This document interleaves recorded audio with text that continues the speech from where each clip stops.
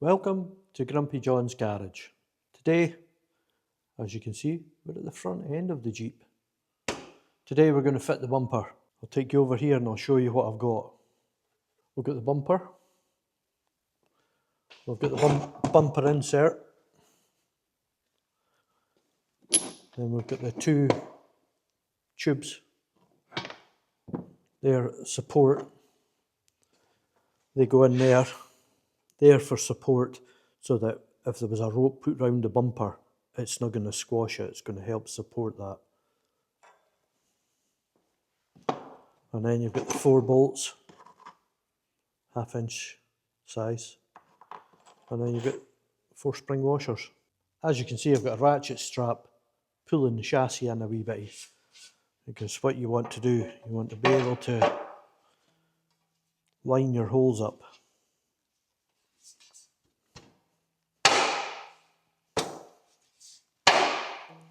So what you want to make sure is that the holes all line up. Because the first thing you've got to do is make sure that your wood fits.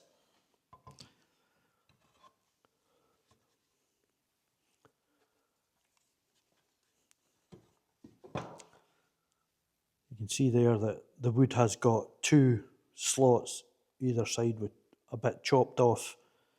Same on the other side. What that does, it lines up with the chassis.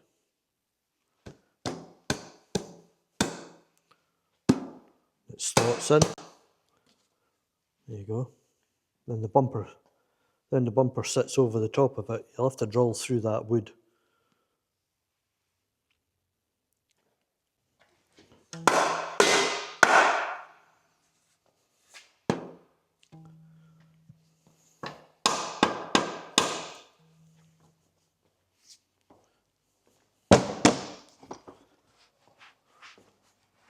Okay. Then we get the outer bumper to fit. And that fits just nicely. The only holes you can do now is the outer ones. Then you drill the inner ones. So it's quite long. You need quite a long drill. But as you can see, that fits in just nicely.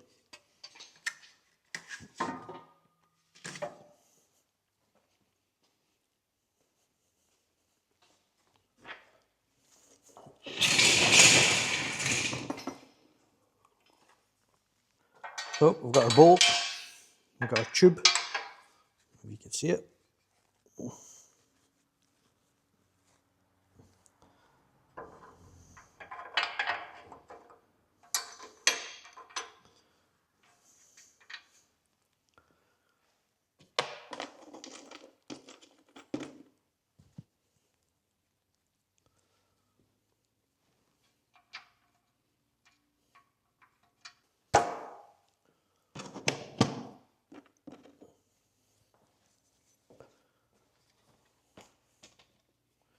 We'll do this side.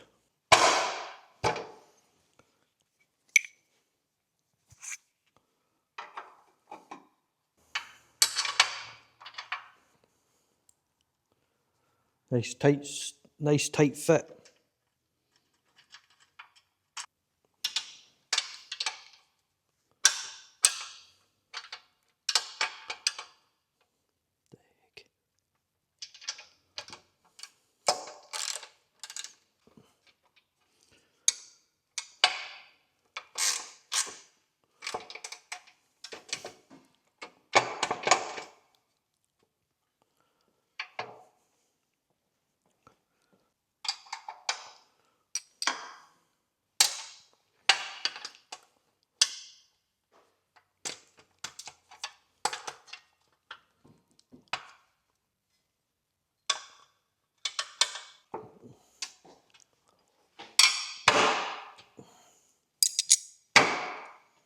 What I'll do, I'll come back after I've drilled the holes.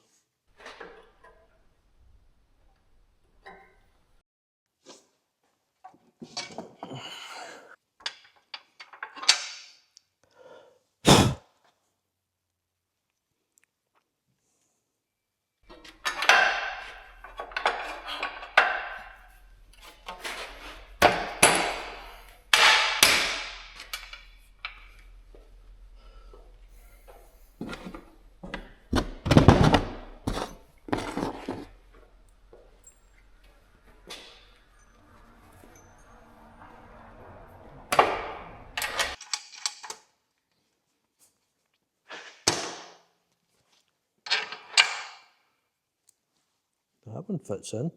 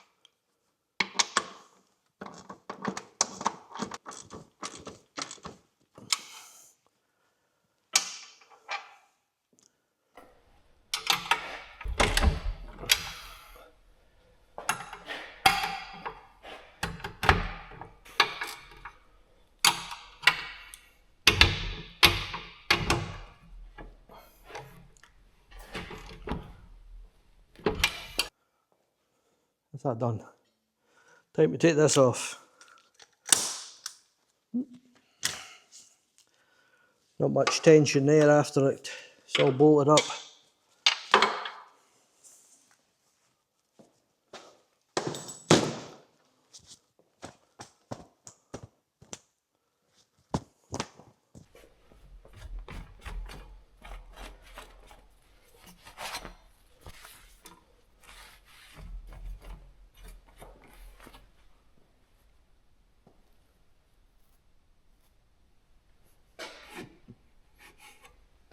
Jeez, man. Well, that's it fitted. You notice I put a wee washer on it. I didn't like the bolt just straight onto the metal. I didn't like that. Thought it looked a bit cheap.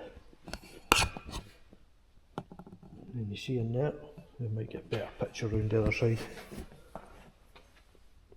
Here we go.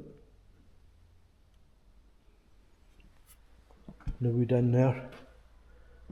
Looks fantastic. Although, that doesn't line up. That's better. You can see in there now. All that'll get a touch up of fresh paint. You can see that there, where it's not lined up. I don't care. Looks fantastic. This, my fake rivets, they look really good. And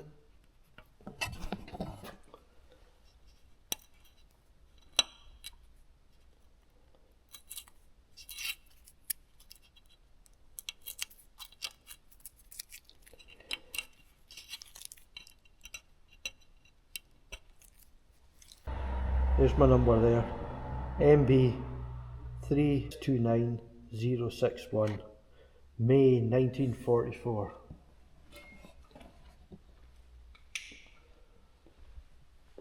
Well, I've done well. This couple of days off. It's starting to look like a chassis now. It looks really good with the wheels on it. But that's the front bumper done. So the next step for the bumper anyway, after I give it a fresh coat of paint to cover all the nuts and bolts, and I'll be doing bits and pieces on the chassis anyway, so I'll do that. But the next step would be to put my stencils on that. What I thought I'd share with you is this. You see these little boxes here? Loads of little washers and nuts and bolts, and they're all kind of machine screws and very fine thread.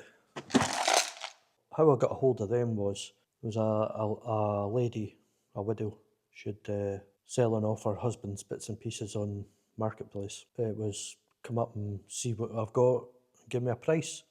So I went up and I chatted away to the lady, and it turns out that her husband was a very high ranking officer in the army, in the British Army. Not during the war or anything like that, but just he was a high ranking officer in the British Army. And he had passed away. It turns out that My brother James, that you'll get to meet, he knew the guy because they're in the British Legion together, and he knew him, and he knows the wife because she's quite active in it. Throughout the build, whether it was on the body or on the holding the brake pipes clamps on, I've been using these nuts and bolts, these wee fine plain headed. I like to think that I've got a wee piece of him with me on the Jeep. I never knew him carrying it on my Jeep, that he collected all of these bits and pieces throughout his life, and I've got some of them on my Jeep. And once the Jeep's up and running, I'll be going up to see his missus, and I'll show her the bits and pieces. I'm sure she'll be chuffed.